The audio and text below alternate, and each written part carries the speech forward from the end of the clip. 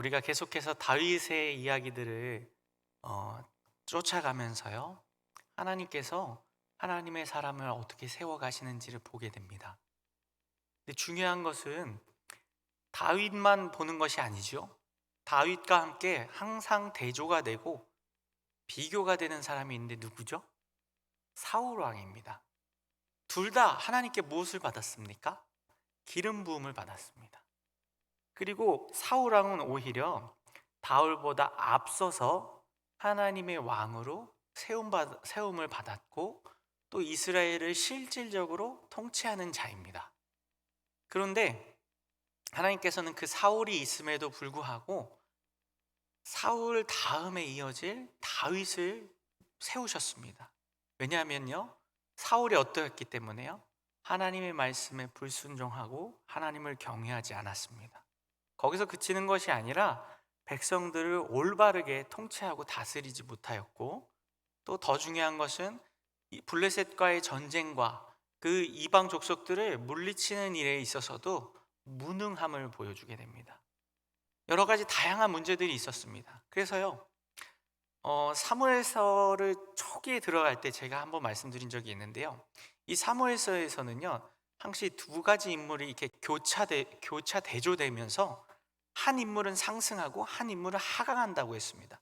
그 첫 번째로 보여주는 게 엘리와 사무엘입니다. 엘리는 하강하는 곡선을 그리지만 사무엘은 상승하게 됩니다. 다음이 뒤를 이어서 오는 것이 누굽니까? 사울과 다윗입니다. 사울은 하강하지만 다윗은 상승합니다. 이게 그 겉으로 보여지기에는, 인간적으로 보기에는 상승하는 것처럼 안 보입니다, 다윗이.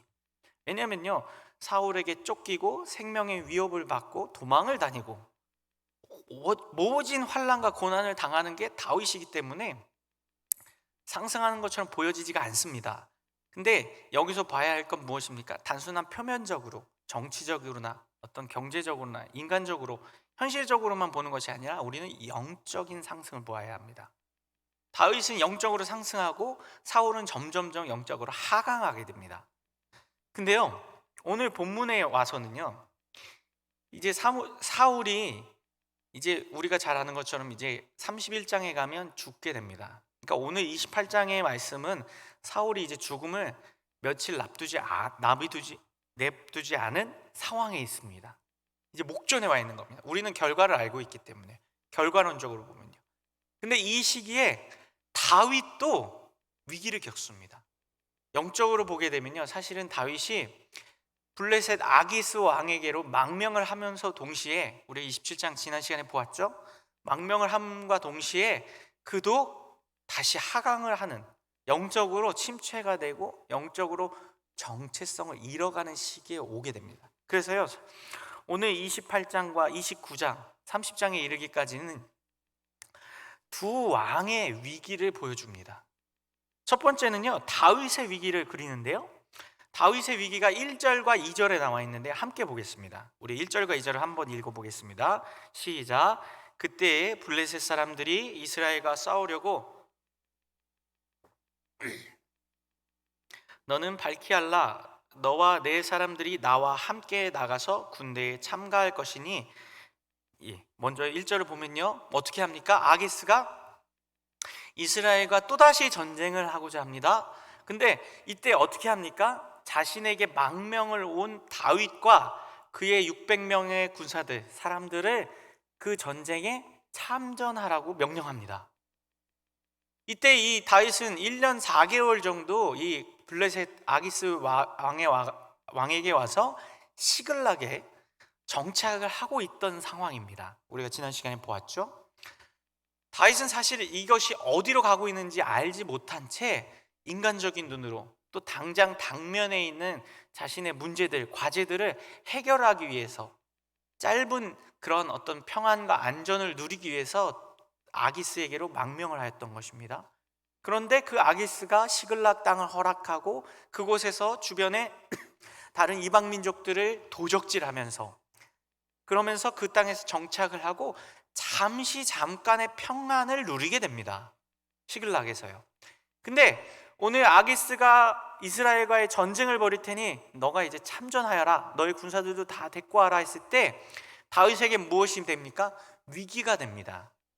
단순히 그냥 전쟁에 나가서가 위기가 아니고요, 또 정치적으로 보았을 때 정적인 이스라엘의 사울과 싸워야 하고, 또 동족인 자신의 이스라엘 백성들과 싸워야 하기 때문에 정치적인 위기만이 아닙니다. 사실은 이 속에는요, 영적인 위기가 또한 숨어져 있습니다. 무엇이냐면요, 다윗의 정체성이 점점점 변화하게 됩니다. 우리 지난 시간에도 한 가지 정체성의 변화에 대해서 제가 언급을 드리고 말씀을 드렸는데요, 무엇이었습니까? 하나님의 왕으로서, 구원자로서 다윗이 이스라엘 백성들, 사울도 구하지 않았던 이스라엘 백성들을 구원하는 구원자의 역할을 감당하였습니다. 그래서 어떻게 했습니까? 환난 당한 자들을 그가 품어냈었습니다. 또 그가 위험에 빠졌던 백성들을 또 그가 나서서, 그일라 백성들을 그가 나서서 구원하는 구원자의 역할을 했습니다. 비록 사울에게는 쫓김을 당하고 추적을 당하는 그런 도망자의 신세였지만, 그의 신분은 엄연히 무엇이었습니까? 기름 부음을 받고, 이스라엘 백성들에겐 무엇이었습니까? 사울이 하지 못하던 구원자의 역할들, 그일라 사람들을 구원하고, 환난당한 사람들 600명, 400명을 구원하고 그들을 품어냈던 그런 구원자의 역할을 감당하던 자였습니다. 근데 아기스 왕에게 가서 시글락에 정착을 하고, 시글락 주변에 있는 이방 민족들을 침범하고 그들에게서 노략질을 해서 먹을 것들을 구하고 살 것들을 구하게 되면서 다윗이 뭐로 전락했다 그랬죠? 도적대의 수장으로 바뀌었다 그랬습니다. 그냥 도적대의 우두머리가 되었어요. 그전에는 사람들을 구하던 자였는데 블레셋 아기스의 품으로 들어오고 시글락에 정착하니까 무엇이 되었어요? 사람을 구하는 자가 아니라 사람들에게서 빼앗는 자, 그리고 그 자신의 빼앗은 행위들을 입소문이 나지 않게 하기 위해서 어떻게 합니까? 모조리 멸절시켰습니다. 그 주변에 있던 사람들을요. 이처럼 도적대에 불과하는 정체성의 혼란이 오고 변화가 옵니다. 거기서 그치지 않습니다. 사실은 두 번째, 또 더 중요한, 더 심각한 정체성의 변화가 오는데요, 그것은 무엇입니까? 하나님의 왕에서 아기스의 종으로 변합니다. 오늘 1절, 2절을 계속해서 보겠습니다. 함께 읽습니다. 시작. 다윗이 아기스에게 이르되 그러면 당신의 종이 행할 바를 아시리이다 하니, 아기스가 다윗에게 이르되 너를 영원히 내 머리 지키는 자를 삼으리라 하니라. 지금 다윗이 뭐라고 얘기하죠? 아기스에게 나는 누구의 종이래요? 당신의 종이래요. 여기서 당신이 누구죠? 아기스 왕입니다. 아기스 왕이 참전을 명령하니까 다윗이 지금 이렇게 얘기하는 거예요. 그럼 제가 참전해서 뭘 할까요? 내가 당신의 종인데 당신이 원하는 것을 이야기하시면 제가 그대로 행하겠습니다. 그러자 아기스가 기분이 좋아서 뭐라고 얘기해요? 네가 참전해서 내 부하로서의 역할을 감당하면 내가 뭘 삼아주겠대요? 내 머리를 지키는 자, 내 경호원으로 삼겠다, 채찍근으로 삼겠다는 뜻이죠. 내가 널 신뢰하겠다는 뜻이죠. 근데 그걸 언제까지 한대요? 영원히. 아기스의 입에서 나온 말입니다. 여러분 보실 때 어떤 생각이 드십니까? 분명히 하나님께 기름 부음을 받은 다윗 왕인데, 하나님의 왕으로서 하나님의 명령을 거역하고 불순종하고 하나님을 경외치 않았던 사울 왕을 대체해서 이스라엘을 온전한 하나님의 나라로, 하나님의 말씀으로 통치하고 다스려야 하는 그러한 사명을 부여받은 다윗인데, 지금 누구의 종으로 전락해버렸습니까? 블레셋 원수의 나라 아기스의 종으로 전락했고요. 그게 지금 언제까지 이루어질 상황에 놓여 있습니까? 영원히요.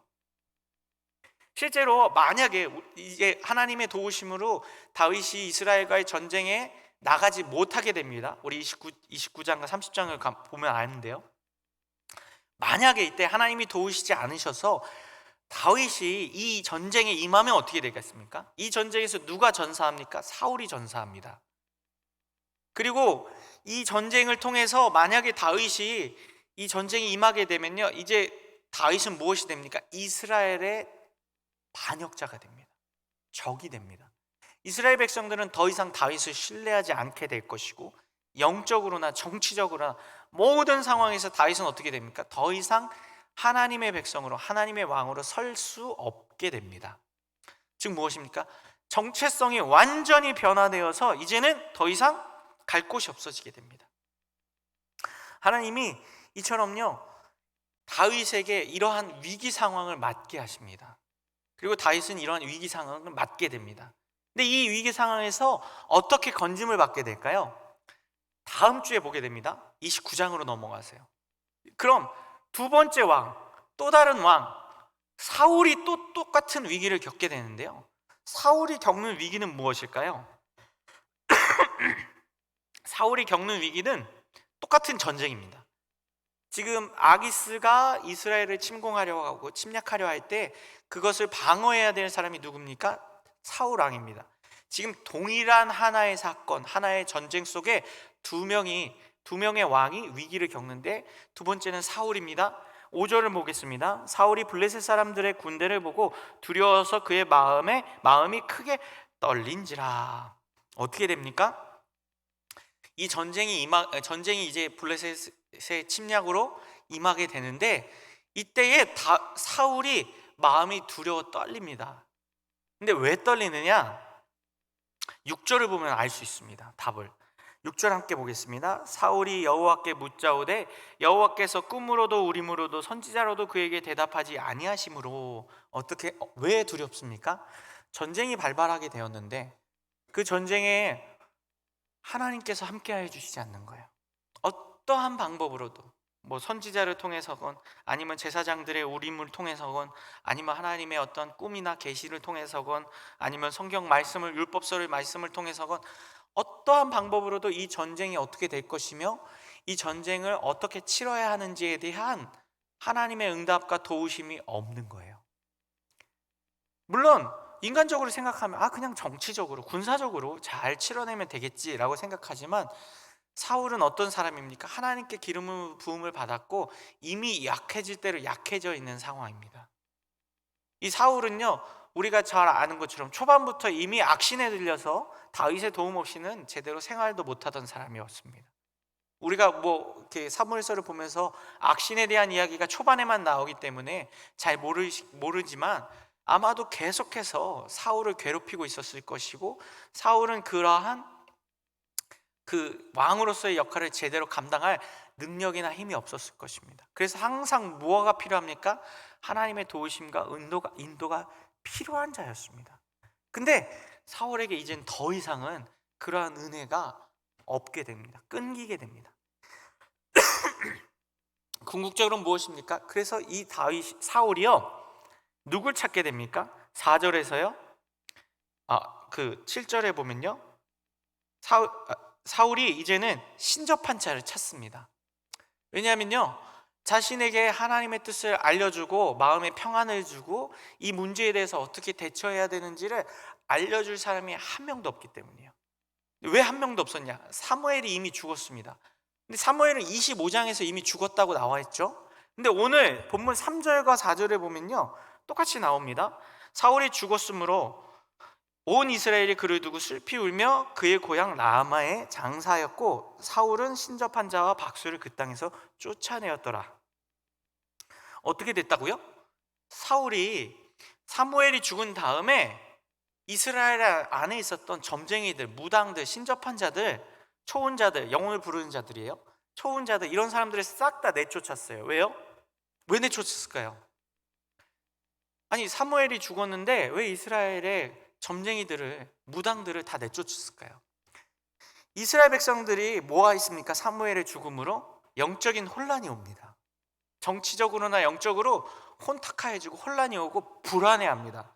온 이스라엘이 어떻게 했다고요? 그를 두고 슬피 울었다고 이야기합니다. 여기서 슬피 울었다는 것이 그냥 슬퍼했다는 것뿐만이 아니라요, 그들의 마음에 두려움이 있었기 때문에 이제는 자신들의 영적인 지도자, 하나님의 뜻을 알려주는 지도자가 사라졌다고 생각합니다. 왜요? 사울은 그 역할을 하지 못했기 때문에요. 사울은 제대로 하나님의 뜻을 전달하고 하나님의 방식으로 이스라엘을 통치하지 못하였기 때문에요. 그래서 그들의 마음이 흔들리고 동요하기 시작했습니다. 그래서 그들을 어떻게 해야 할 필요가 있었을까요? 사울에게 잠잠하게 그들의 마음을 안심시킬 무언가가 필요했습니다. 그래서 이벤트성으로 사울이 단행한 것이 무엇입니까? 이스라엘 안에 있는 신접한 자들, 무당들, 초혼자들 싹 다 어떻게 했습니까? 멸절시키고 내쫓았어요. 그래야 이스라엘 백성들이 어떻게 하니까? 마음의 평안을 얻을 수 있으니까요. 이게 뭐예요? 정치적인 퍼포먼스예요. 이벤트를 한 것이에요. 그랬는데 자기 손으로 내쫓았던 신접한 자들을 지금 누가 찾고 있어요? 사울이 다시 찾고 있어요. 그래도 이 사울이요, 이때까지는 하나님의 기름 부음을 받고 하나님의 도움을 받는 자였어요. 사무엘이 살아있을 때까지는요. 근데 사무엘이 죽고 나자 이제 더 이상 어떻게 합니까? 그를 도와줄 사람이 더 이상은 없어요. 그를 도와주라고 다윗을 붙여주셨는데 다윗을 스스로 누가 내쫓았습니까? 사울왕이 스스로 내쫓았어요. 죽이겠다고. 그리고 유일하게 도와줄 수 있는 사람이 사무엘이었는데 그도 없어요. 그러니까 이제는 어떻게 합니까? 무언가 백성들을 안심시킬 무언가가 필요해서 정치적인 이벤트를 합니다. 그래서 내쫓아요. 근데 위기가 또 닥쳐오니까, 블레셋이 또 전쟁을 걸어오니까 하나님이 아무런 대답을 해주시지 않으니까 어떻게 합니까? 자신의 손으로 다시 신접한 자들을 찾고 있는 것이에요. 그 정체성에 이제는 어떻게 합니까? 완전히 하나님과 멀어지는 자가 되었어요. 이제는 더 이상 하나님의 기름 부음을 받은 자라고 볼 수 없습니다. 우리가 이제 후에 보게 될 텐데요, 잠시 후에 그가 완전히 정체성의 변화를 얻게 됩니다. 이제는 스스로가 왕으로서의 자격도 내려놓고요, 하나님과의 관계도 내려놓는 정체성을 완전히 잃어버리는 왕이 됩니다. 근데요, 이러한 모든 상황 속에서 사울이요, 선택한 방법이 무엇이었습니까? 이 문제를 해결하기 위해서 선택한 방법이 무엇이었을까요? 그것은 바로 자기 자신 안에서, 자기 내면 안에서 문제의 원인을 찾는 것이 아니라 임시 방편으로, 종교적인 열심으로, 혹은 종교적 이벤트로 이 문제를 어떻게 한번 풀어나가 볼까, 타개해 볼까라는 그런 요행을 찾습니다. 그것이 뭐예요? 신접한 여인을 찾는다는 것이에요. 그래서요, 이 사울은요, 하나님 앞에 종교적인 어떤 이벤트와 열심을 통해서 자신 안에 있는 문제들, 하나님이 응답하시지 않는 것, 또 블레셋이 전쟁을 걸어봤을 때 그것을 어떻게 대처해야 할지에 대한 물음들, 이런 것들을 답을 얻으려고 한다는 것입니다. 무엇입니까?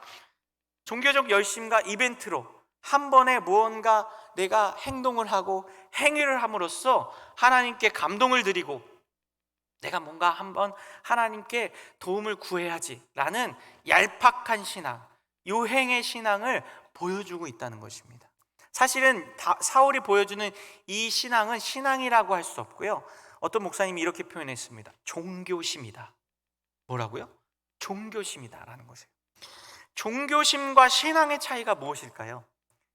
종교심이라는 것은요, 내가 무언가 열심히 해서 이렇게라든지 저렇게라든지 기도를 한다든지 뭔가 종교적인 이벤트로서 무당을 다 내쫓는다든지, 아니면 내가 하나님 앞에 뭔가 서원을 한다든지 헌금을 한다든지 뭔가 종교적인 열심과 이벤트를 함으로써 하나님을, 신을 감동시켜서 내가 원하는 것들을 얻어내고자 하는 것이 무엇일까요? 종교심입니다. 이 종교심은요, 모든 종교 안에 다 있습니다. 생각해 보십시오. 여러분, 우리에게 가장 친숙한 이방 종교가 무엇이 있죠? 불교가 있습니다. 우리나라에서는 대대로 우리나라에 이제 불교가 많이 성행했지 않습니까? 또 무교가 있습니다. 무속신앙이라고 얘기하죠. 이런 신앙 종교들을 보면요, 그들의 종교심이 어떻습니까? 바로 이렇습니다. 만약 예를 들어서 자기가 믿는 신에게 108배를 드린다든지 치성을 드린다든지 새벽 기도를 드린다든지 어떤 예물을 드린다든지 소나 닭을 잡아서 드린다든지 피를 드린다든지, 이러한 무속적인 신앙 행위를 통해서 자신의 종교적 열심과 이벤트를 통해서 신을 감동시키는 거예요. 마음에 흡족하게 하는 거예요. 그러면 뭘 구합니까? 내가 원하는 것들, 뭐 예를 들어서 우리 자녀들의 대학 합격이라든지 뭐 진학이라든지 취업이라든지 또 뭐 우리 가족들의 건강이라든지 뭐 이러한 나의 필요를 그 우상에게 구합니다. 갈구합니다. 그리고 어떻게 합니까? 얻어내는 것이죠. 이게 뭐예요? 종교심이에요. 이 종교심은 종교라고 이야기하는 모든 종교 안에 다 있습니다. 인간이라면 누구나 다 이러한 마음을 가지고 있습니다. 심지어 나는 신을 안 믿는다 라고 얘기하는 사람도요, 어려운 일이 닥치거나 뭔가 그런 자신의 필요를 채움받아야 할 때가 오면요, 어떻게 합니까? 그 신을 찾아요. 아무 신이나 막 찾습니다. 이게 종교심이에요. 근데 이 종교심이 우리 기독교 안에도, 우리 그리스도인들 안에도 있을까요? 없을까요? 있습니다. 하나님께 내가 열심히 하면, 무언가 내가 열심히 기도하고 예배하면 하나님이 들어주실 거야. 그 대표적인 예를 한번 들어보려고 하는데요. 수능이 이제 얼마 안 남았지 않습니까? 우리 다음 달이면 이제 수능인데, 우리가 교회 안에서도 하는 것 중에 하나가 뭐냐면 수능 100일 기도입니다. 수능 100일 기도를 하는데요, 저는 잘 들으셔야 돼요. 수능 100일 기도 자체는 해도 된다고 생각해요. 근데 문제는 뭐냐면요, 이것을 하나 이벤트로 생각한다는 것이 문제예요. 그리고 이것을 종교적 열심으로 하나님을 감동시키는 행동으로 생각한다는 게 문제예요. 그러니까 하나님께 기도를 하는 것, 우리 자녀를 놓고 기도하는 것은 문제가 아니에요. 그럼 뭐예요? 이 수능 100일 기도를 이벤트로 하는 게 문제예요. 제가 이제 전에 사역했던 교회들 중에서 수능 100일 기도를 하는 교회들이 간혹 있었습니다. 이렇게 플랜카드도 붙여놓고 수능 100일 전부터 이제 스타트를 끊어갖고 매일 우리 학부형들 중심으로 모여갖고 수능을 놓고 자녀들을 놓고 기도를 해요. 근데 안타까운 게 뭐냐면요, 수능이 끝나고도 기도하는 부모님이 없습니다. 놀라울 정도로 없어요. 아니, 수능이 끝났다고 100일이 딱 채우고 수능날, 그것도 그 100일이 언제부터 언제까지요? 수능날부터 수능 전 100일부터 시작하는 거예요. 너무 좀 그렇지 않나요? 그리고 수능이 딱 끝나고 수능날이 끝나면 그 다음날 기도회가 아예 없습니다. 그리고 기도하러 나오는 부모님도 없어요. 왜요? 내 이벤트는 끝났으니까, 내 필요는 이제 다 끝났으니까, 체험 받았으니까.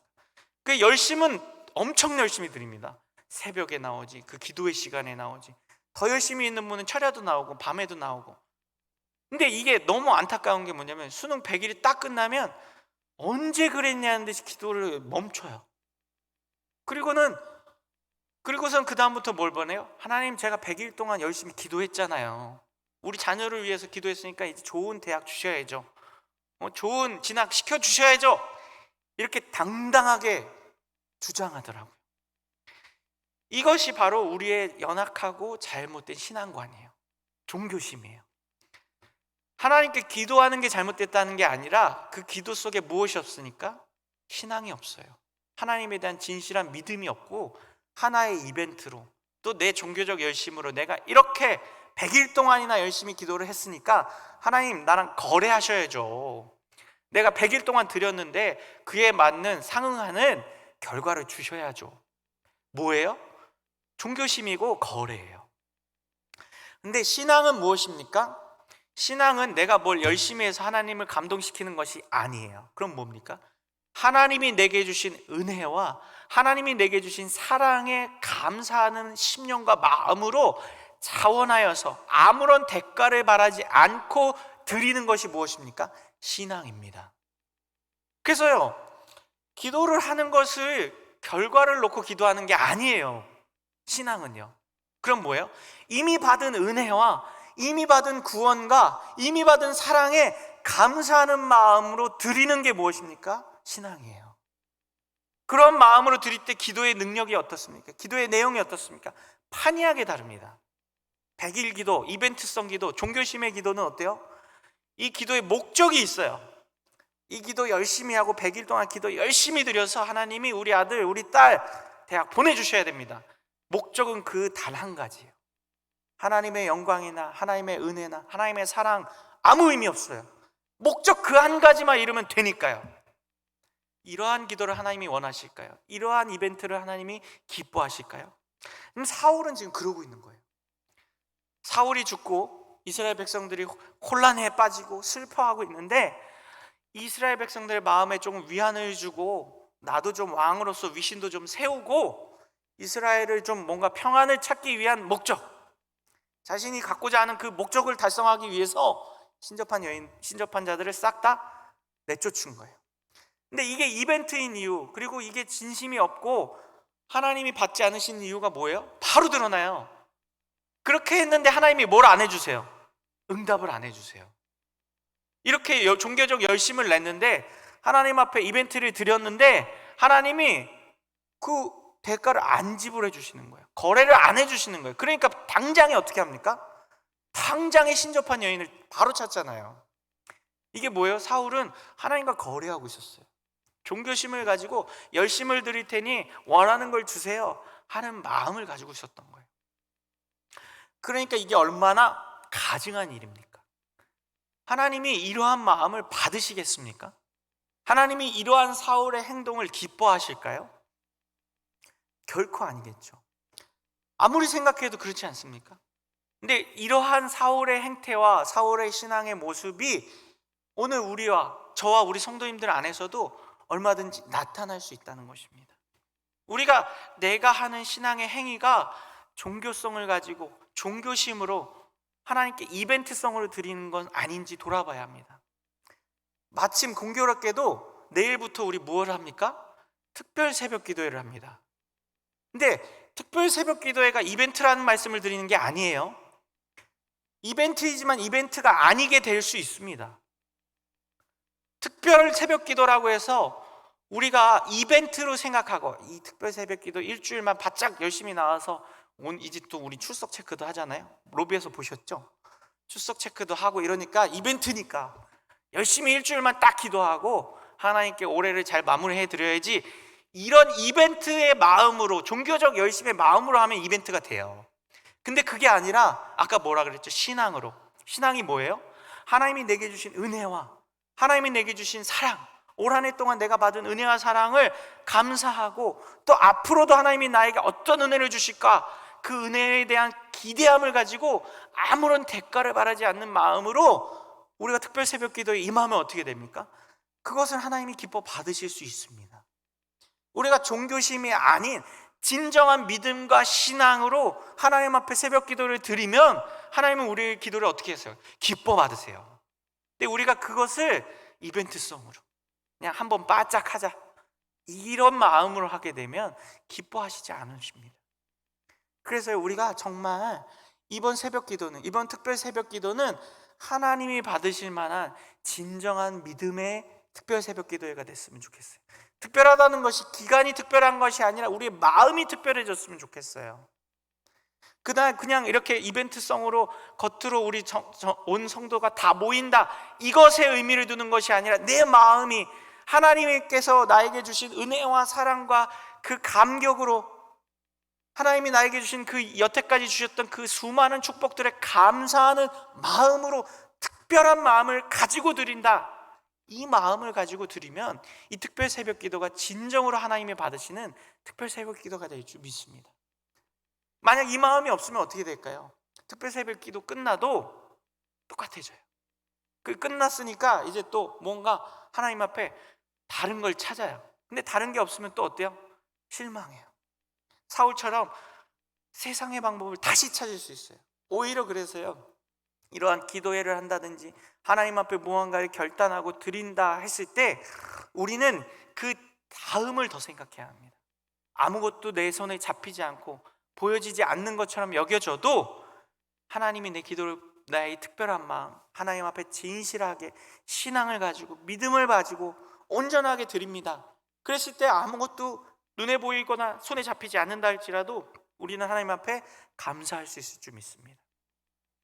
이처럼요, 사울이 중심 없이 하나님 앞에 이벤트를 가지고 종교적 열심만을 가지고 하나님 앞에 나아갔지만 하나님의 응답이 없자 세상의 방법을 찾습니다.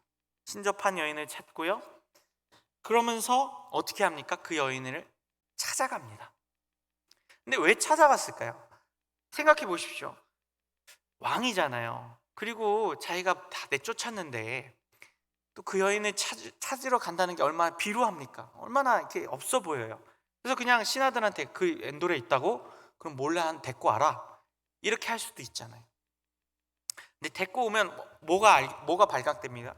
백성들이 다 알게 되죠. 그래서 사울이 어떻게 해요? 반대로 해요.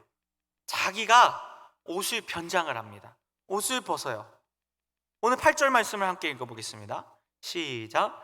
사울이 다른 옷을 입어 변장하고 두 사람과 함께 갈새 그들이 밤에 그 여인에게 이르러서는 사울이 이르되 청하노니 나를 위하여 신접한 술법으로 내가 내게 말하는 사람을 불러올리라 하니.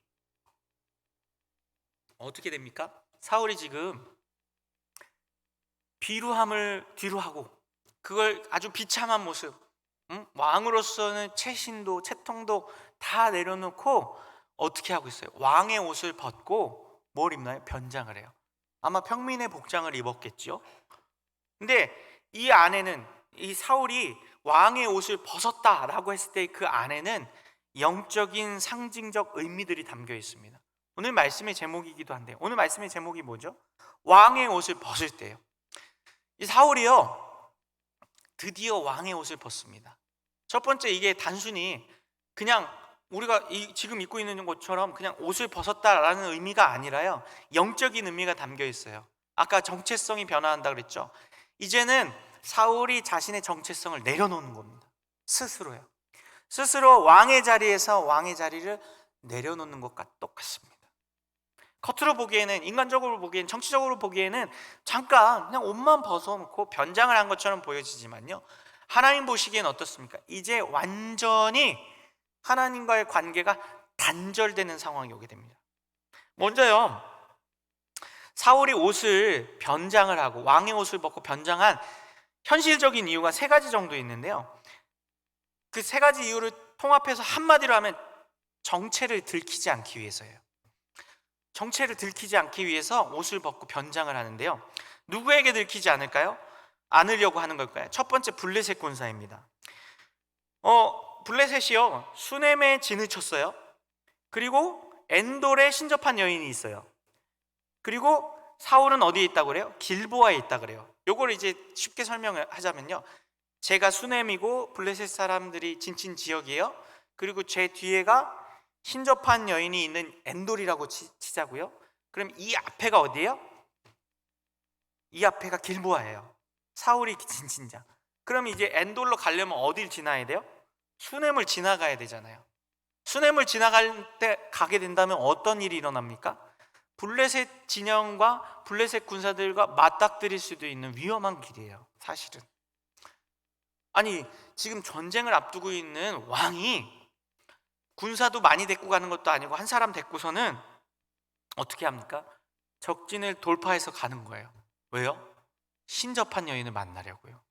말도 안 되는 일이죠. 만약에 그가 블레셋 군사에게 잡혀서 죽임이라도 당하게 되면 어떻게 됩니까? 이스라엘은 누구를 잃어요? 군사를 지도할 왕을 잃어버리게 되는 건데, 그런 거 신경 안 쓰는 거예요. 다만 뭐예요? 블레셋 군사들에게 들키지 않으려고 왕의 옷을 벗어버리고 자신의 정체성을 땅바닥에 내동겨치고 그냥 가는 거예요, 변장해서. 두 번째, 누구에게 들키지 않으려는 거예요? 백성들에게 들키지 않으려는 거예요. 왕의 옷을 입고 가면 누가 대번에 알아봅니까? 백성들이 다 알아보지요. 군사들이 다 알아보겠지요. 그래서 백성들에게 알리고 싶지 않은 거예요. 왜요? 왕이 뭔가 중요한 일이 있어서 뭐 책사를 만난다든지 아니면 연합군이나 자기 동맹군을 만나러 갈 때라면은 왕의 길을 들고 왕의 옷을 입고 가겠죠. 근데 지금 수넴 여인을 만나러, 신접한 여인을 만나러 가는 것은 뭐예요? 부끄러운 일이에요. 사울 스스로도 부끄럽고 백성들에게 알리기도 속된 말로 쪽팔린 거예요.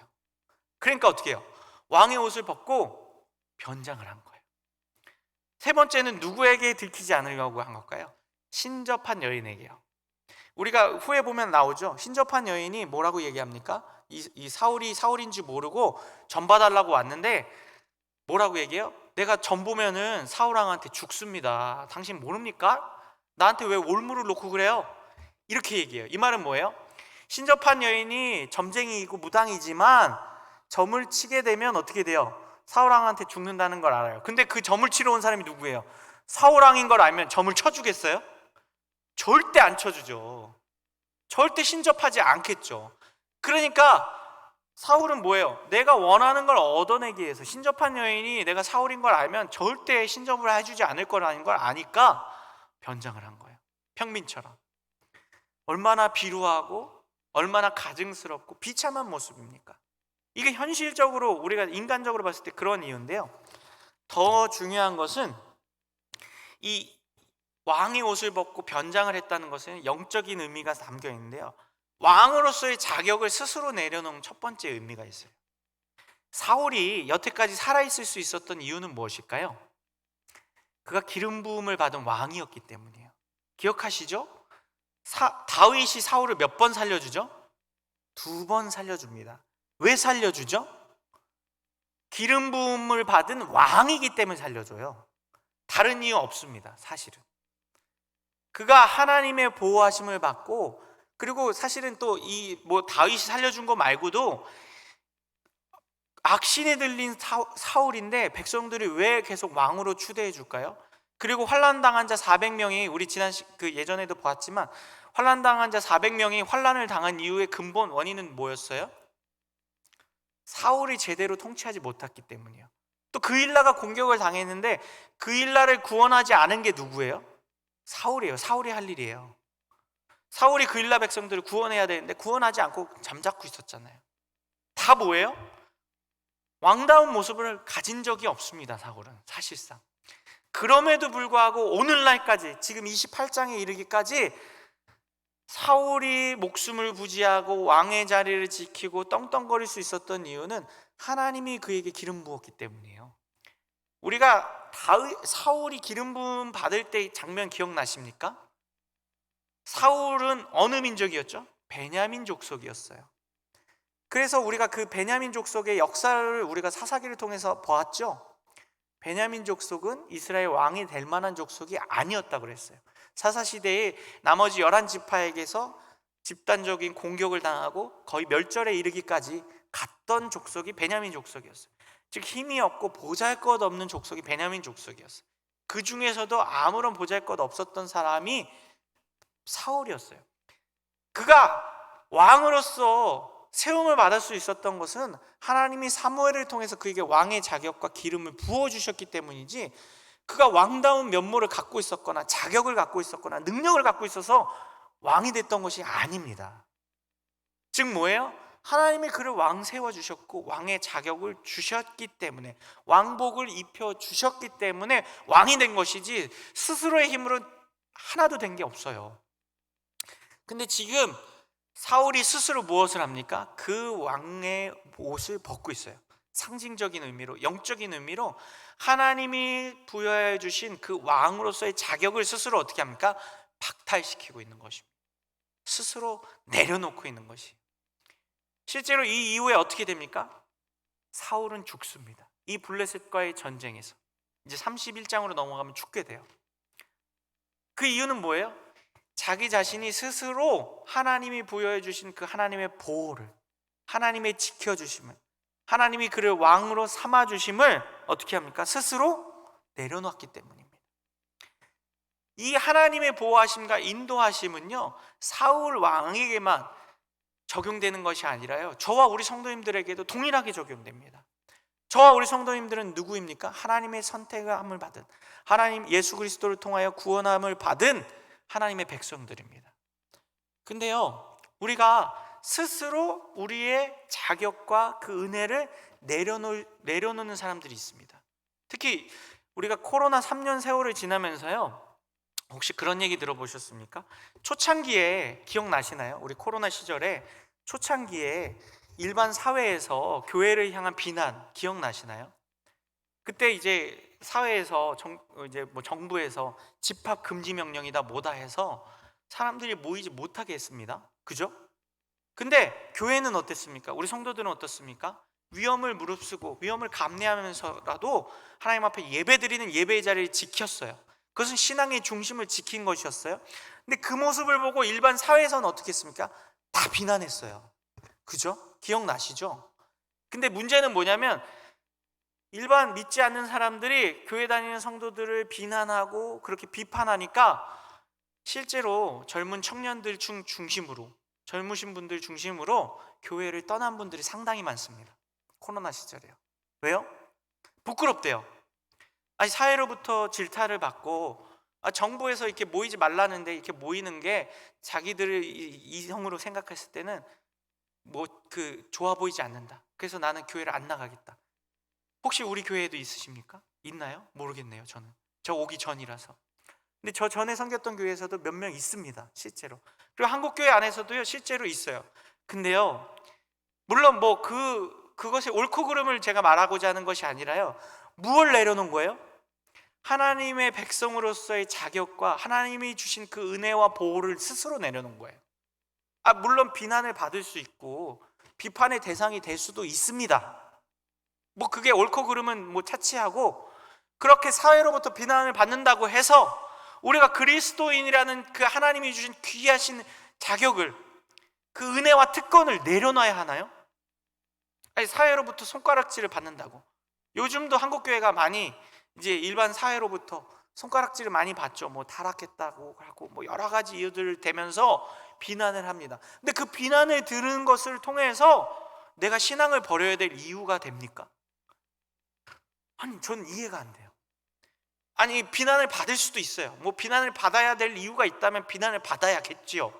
근데 비난을 받는다고 해서 그보다 몇 배는 비교도 할 수 없는 하나님의 백성으로서의 자격을, 은혜를 내려놓는다? 신앙을 버린다? 어떻게 그럴 수 있는 것일까요? 무엇이에요? 그 가치를 모르는 거예요. 하나님이 나를 택하여 주시고 자녀 삼아 주시고 백성 삼아 주시고 그리스도인으로서의 자격을 주시고 왕된 자격을 주신 그 가치를 모르는 거예요. 사울이 지금 뭐 하고 있습니까? 똑같아요. 그러고 있어요. 하나님이 은혜를 주셔서 왕으로 삼아 주신 것이 얼마나 가치 있고 얼마나 귀중한 것인지를 모르니까 어떻게 해요? 그 왕복을 쉽게 벗는 거예요. 그냥 상징적인 의미로서가 아니라, 그냥 겉으로 보여지는 행위로서가 아니라 그 마음의 중심에 뭘 내려놓은 거예요? 나 왕 아니어도 돼. 뭐 하는 거예요? 살 길만 있으면, 잘 살기만 하면 왕 아니어도 돼. 이런 마음을 품게 한다는 것이죠. 이러한 마음이 우리를 어떻게 합니까? 영적으로 타락하게 만들고 영적으로 우리의 하나님이 주신 그 은혜들을 벗어버리게 만든다는 것이에요. 두 번째는요, 하나님과의 관계를 스스로 끊은 거예요. 자격을 끊어버리고 하나님 주신 특권을 벗어버린 것이 중요한 게 아니라요, 더 중요한 것은 하나님과의 관계를 끊어버렸어요. 사울은요, 그를 아끼시고 사랑하시고 끝까지 은혜를 주시는 분이 누굴까요? 사울에게 하나님이세요. 하나님은요, 사울을 버리신 것처럼 보이지만 아직 버리지 않으셨어요. 그리고 그가 돌이키길 바라세요. 응답을 하시지 않는다고 해서 사울이 그 원인을 밖에서 찾고 다른 곳에서 해결함을 찾아야 할까요? 아닙니다. 오히려 어떻게 해야 될까요? 더 하나님께 붙들고 하나님께 기도하고 자신의 잘못을 돌아봐야 하는 게 누굽니까? 사울이에요. 하나님이 내게 우림으로도 꿈으로도 아무런 응답을 해주지 않는다고요? 그럼 어떻게 해야 합니까? 내가 뭘 잘못했지? 하나님과의 나와의 관계에서 뭐가 틀어졌지? 하나님이 틀어진 건 아닐 거 아니에요. 내가 틀어졌을 거 아니에요. 그럼 내 자신을 돌아보고 하나님과 나와의 관계에서 문제가 뭘까? 사울의 문제는 뭐였습니까?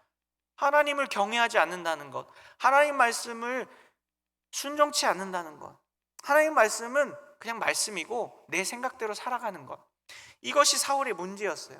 계속해서 그래서 하나님은 그것을 돌이키시려고 다윗을 보내시고 블레셋을 보내시고 악신을 보내시고 다양한 방법들을 통해서 어떻게 하십니까? 그를 돌이키시려고 하셨던 거예요.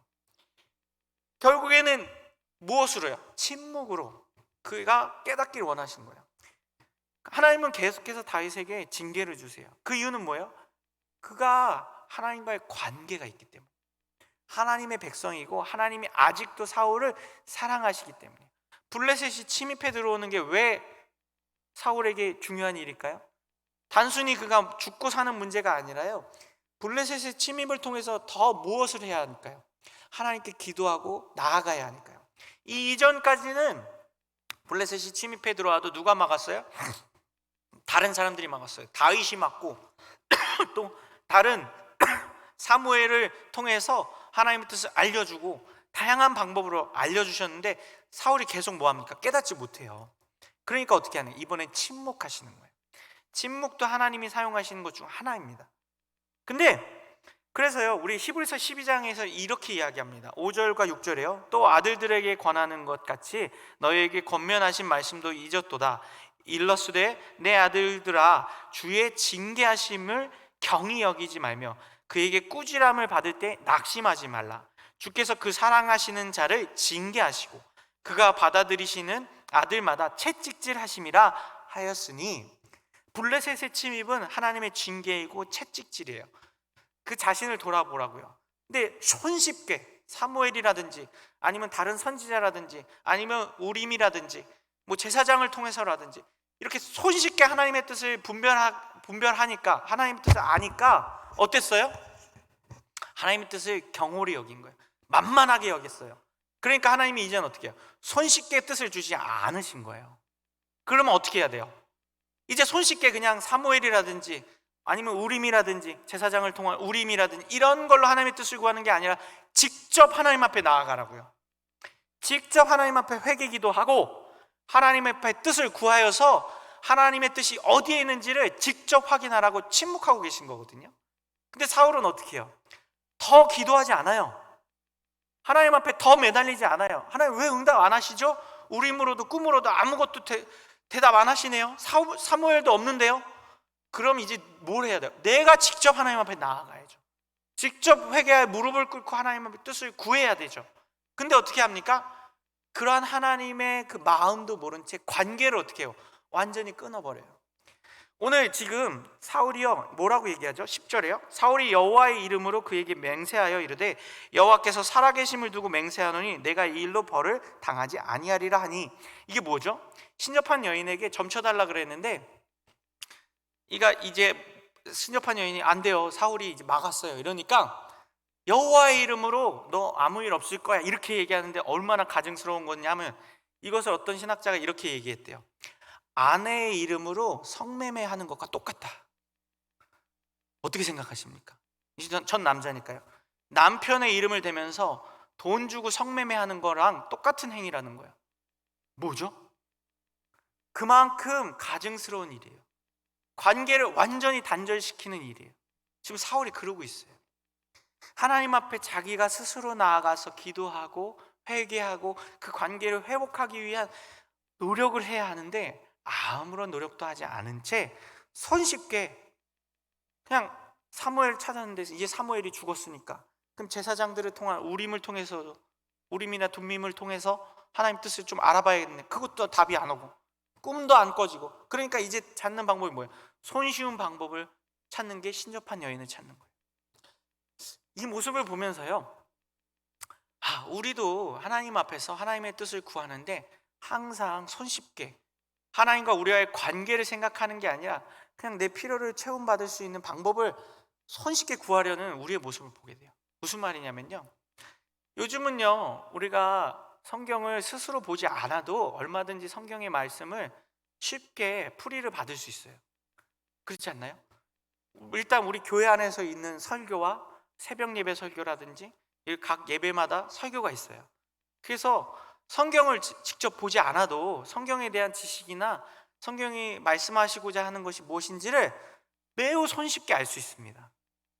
그리고 요즘은 유튜브가 너무 발달되어 있어서요, 꼭 우리 교회 유튜브만이 아니더라도 뭐 내가 원하는 말씀이 있다, 오늘 뭐 사무엘서의 말씀을 본다든지 열왕기서의 말씀을 본다든지 이럴 때 이 말씀의 의미를 알고 싶으면 어떻게 합니까? 유튜브에 그 말씀 장 이름을 딱 치면요 유명한 목사님들 설교가 툭툭 떠요. 그래서 그거 하나 클릭해서 딱 터치해서 보면은 내가 고민하거나 내가 이 말씀에 대해서 깊이 묵상하지 않아도 하나서부터 열까지 다 풀어줘요. 이 말씀의 내용이 뭐고, 이 말씀의 주석은 뭐고, 이 말씀에서 하나님의 말씀하신 메시지는 이겁니다. 그리고 그걸 듣습니다. 그럼 뭐 한 것처럼 여겨져요? 내게 된 것처럼 여겨져요.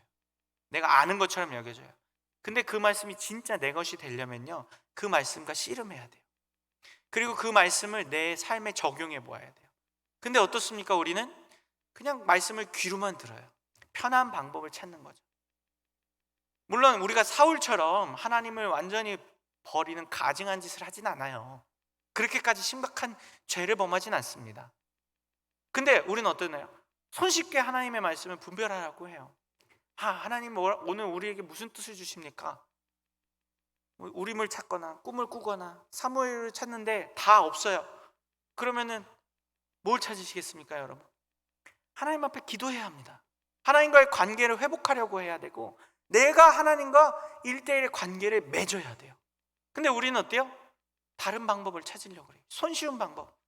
쉽게 유튜브 찾아서 말씀 보고, 또 기도도 내가 해야 되는데 내가 하기보다는 목사님이나 교육자들이나 혹은 우리 구역장님들한테, 기도 많이 하시는 분한테 기도 부탁해서 내 기도 제목 이런 거 있는데 기도 좀 해주세요, 그냥 쉽게 의탁하고 의지하고 끝내버리려 하는 건 아닌지요.